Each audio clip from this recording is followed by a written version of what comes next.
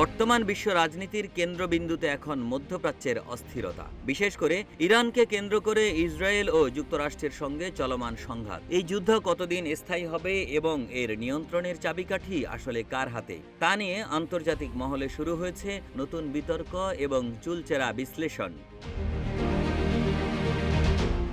একদিকে ইসরায়েলি প্রধানমন্ত্রী Benjamin Netanyahu ইরানের বর্তমান শাসন ব্যবস্থার পতনের লক্ষ্য নিয়ে সামরিক তৎপরতা জোরদার করেছেন। অন্যদিকে তেহরান দীর্ঘমেয়াদী যুদ্ধের ঘোষণা করে পাল্টা আঘাত চালিয়ে যাচ্ছেন। মার্কিন প্রশাসনের কৌশলগত অবস্থান এবং বৈশ্বিক জ্বালানি নিরাপত্তার মতো সংবেদনশীল বিষয়গুলো এই সংঘাতকে এক অনিশ্চিত ভবিষ্যতের দিকে ঠেলে দিচ্ছে। ইসরায়েল, যুক্তরাষ্ট্র এবং ইরানের পক্ষ থেকে আসা বার্তায় ভিন্ন ভিন্ন অবস্থান স্পষ্ট হওয়ায় মধ্যপ্রাচ্যের এই সংঘাতের ভবিষ্যৎ নিয়ে অনিশ্চয়তা বাড়ছে। ইসরায়েলের প্রধানমন্ত্রী বেনিয়ামিন নেতানিয়াহু জানিয়েছেন তার লক্ষ্য এমন একটি পরিস্থিতি তৈরি করা যার মাধ্যমে ইসলামী প্রজাতন্ত্র ইরানের পতন ঘটবে। সামরিক হস্তক্ষেপের মাধ্যমে বর্তমান সরকারের শাসনের অবসান ঘটিয়ে একটি বন্ধুত্বপূর্ণ ইরান প্রতিষ্ঠা করতে চান নেতানিয়াহু। ইসরায়েলের পক্ষ থেকে নিজেদের জনগণকে জানানো হচ্ছে এই লক্ষ্য অর্জনে যত সময় প্রয়োজন তারা তত সময়ই নেবেন। ইসরায়েলি কর্মকর্তারা এই যুদ্ধকে ইরানের ক্ষমতাসীন শাসক গোষ্ঠীকে ক্ষমতাচ্যুত করার জন্য জীবনের সেরা সুযোগ বলে উল্লেখ করেন।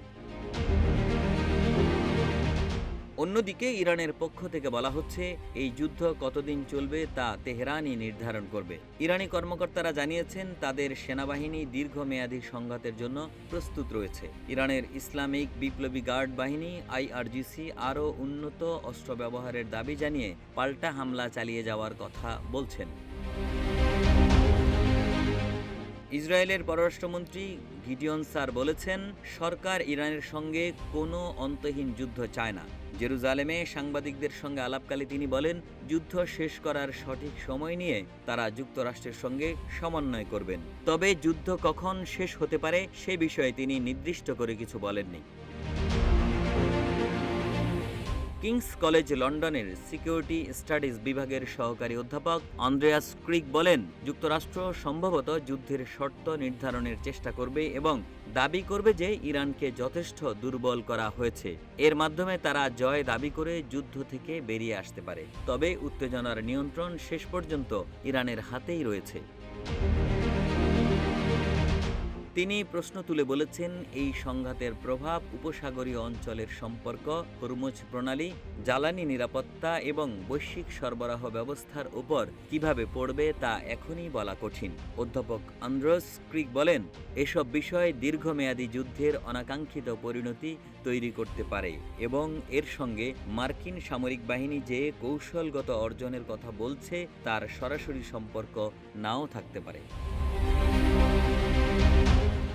একে আজাদ, রূপালী বাংলাদেশ।